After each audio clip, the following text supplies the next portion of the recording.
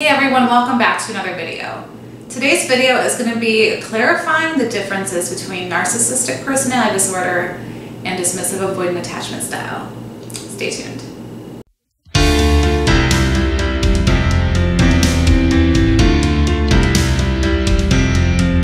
So a while back I made a video comparing covert narcissism to dismissive avoidant attachment style. And not only has this been one of the top performing videos on my channel, it also has generated in terms of a lot of discussion, a lot of questions, and a lot of requests for follow-up on this topic of narcissism and dismissive avoidant attachment. So I wanted to make another video comparing dismissive avoidance to more classic narcissism. There are a lot of places on the internet comparing narcissism to dismissive avoidant attachment and saying all narcissists have a dismissive avoidant attachment style, or everyone that has a dismissive attachment style is a narcissist. A lot of this is based on people's opinions or experiences, or maybe noticing some overlap between these two different identities. However, they are not the same thing. This is really very much supported by the research, which I will say is quite sparse in this area. There isn't a lot of research out there comparing narcissism to really any particular attachment style. And really, when we're talking about narcissism and we're talking about dismissive avoidant attachment style, we're really talking about two separate things. Let me explain that a little bit further for you. Narcissism is a cluster of personality traits. People that have a majority of high narcissistic traits can qualify for something we call narcissistic personality disorder, and this requires a diagnosis by a clinician. It has to be shown to impact the functioning of the individual. Narcissistic personality disorder is highly undiagnosed because narcissists typically don't seek out mental health treatment, and if they do, usually not to work on their narcissism. So it is entirely possible for someone to be high in narcissistic traits or be a narcissist and not have a diagnosis of narcissistic personality disorder. With narcissism being related to personality, we're going to see it show up in lots of areas of life. Okay, so a narcissist isn't just a narcissist in a relationship with someone else. So it's not just going to impact relationships. It's also going to impact other things like work. We see narcissism in places like church and politics. The unruly guy on the airplane that can't stop harassing the flight attendant. Definitely shows up on the internet a lot of places. Really, my point is that narcissism impacts every area of someone's life. If someone's a narcissist, it's going to show up in all areas of their life, at least the ones that hold true value to them. When we're talking about attachment styles, and dismissive avoidant attachment style is one of 4 possible attachment styles that a person can have, we're talking about how a person attaches to others in the area of relationships. A person's attachment style is typically formed pretty early on in their childhood, so like infancy, small childhood. And it's usually the result of an infant, small child's relationship with their primary caregiver. So if someone grows up in a really emotionally invalidating environment, they are taught early on to suppress their emotions, or if they're showing emotions or not being validated, their needs aren't being met, that is when we see the development of a dismissive avoidant attachment style. Let's examine the traits of narcissism compared to the traits of someone who has a dismissive avoidant attachment style in a little bit more detail. With classic narcissism, some of the main traits are grandiosity, superiority, and entitlement.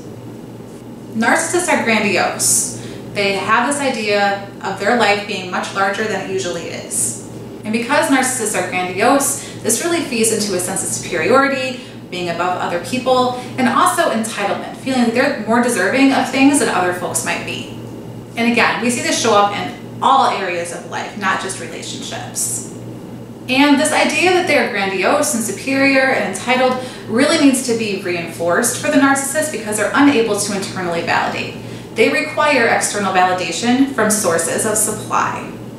Gaslighting or making other people feel like they're going crazy.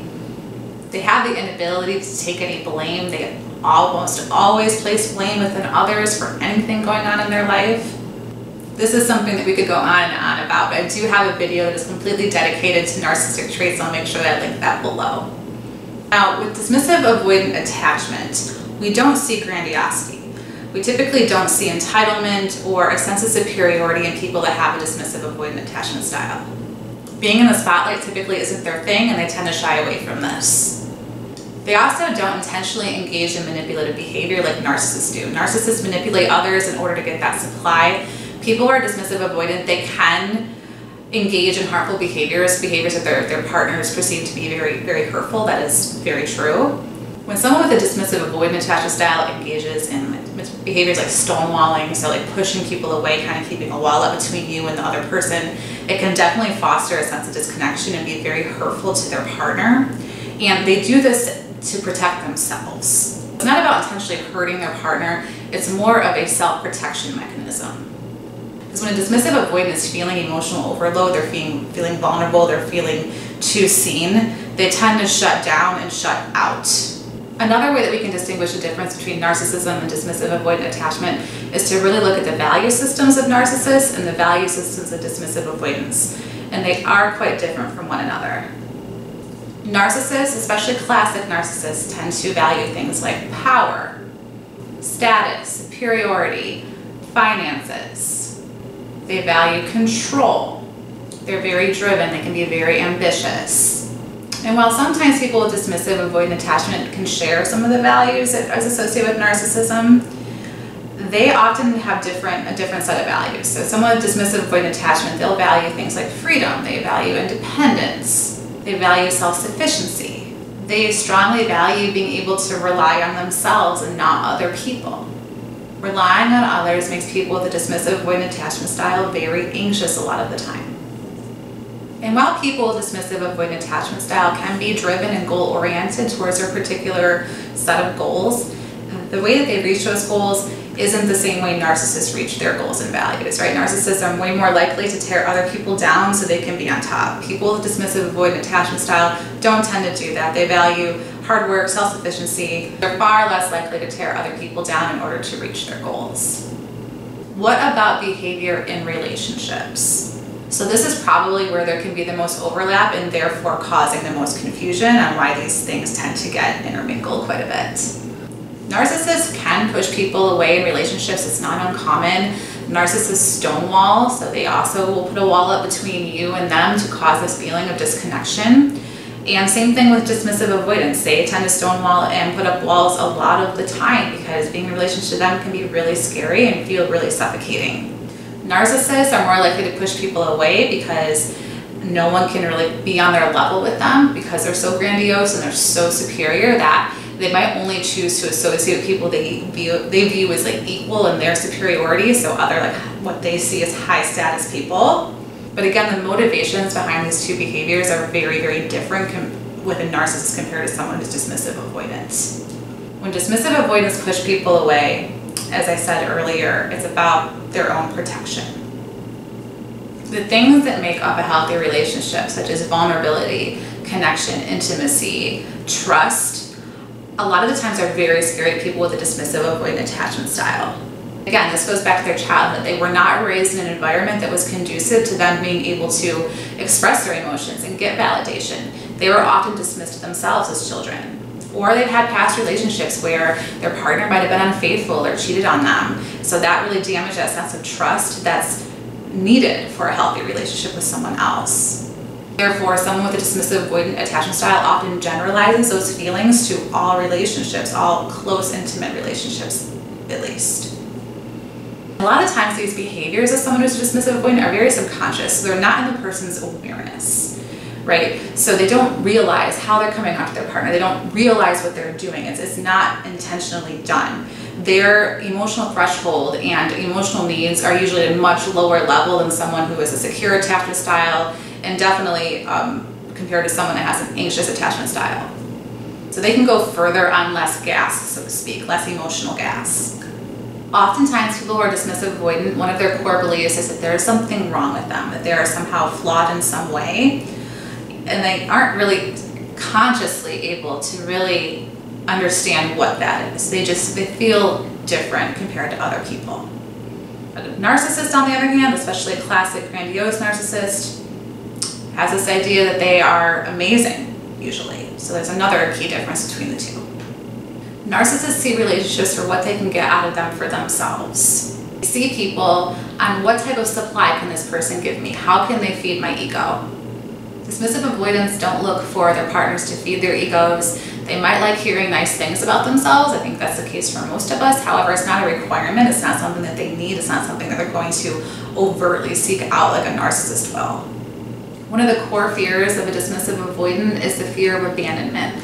So when they get into a relationship, they see like, hey, if I am too emotionally vulnerable, if I connect with another person too much, this is scary to me because then I'm putting myself out there emotionally, and that means I could get hurt, I could get abandoned, I could get my heart broken, and those aren't things that I want to feel. I'm going to suppress that. Narcissists, on the other hand, if they get abandoned, they don't like that either. However, they're going to start to decompensate. They're going to start to collapse. They're going to start in with a lot of the abusive behaviors. They don't leave relationships quietly. They especially don't leave relationships quietly. It's their partner that chose to end the relationship. So if their partner chooses to end a relationship, they might at first try to revert back to like their charming self. The love bombing will start back up again if it's like a romantic relationship. You know, the promises of change, if they're going to be different. And if that doesn't work, they're going to decompensate. They're going to collapse. They're going to lash out. They're going to go into a narcissistic rage. Dismissive avoidance, you know, if it's someone that they've been with for a while, that they did have, you know, some level of emotional connection, because we all have connection needs, and people who are dismissive avoidant are any different. They do connect to other people. It's not the same thing as being antisocial in any sense of the word. They might try to win their partner back. They might miss their partner. They might try to make changes and do things differently. And someone that is way more likely to change out of these two would be someone who's dismissive avoidant. Your attachment style is very changeable, where narcissism, personality disorders aren't. They're usually pretty stable. But in the end, if their partner really does choose to go for good, they'll respect that. They won't harass or berate them. So if you're watching this and you recently ended the relationship with your partner and you're trying to determine if they're a narcissist versus someone who's dismissive avoidant, really look at their behaviors at the end of the relationship or after the relationship is over. It can really tell you a lot. Hope this video was helpful. If you found value in it, please give it a thumbs up. It helps support my channel, helps spread this video to other people. If you haven't yet, consider hitting the subscribe button, subscribe to my channel. I'd love to see you in future videos. If you do have more questions about this topic, always open to more video suggestions or ideas, leave a comment below, and I will see you in the next one.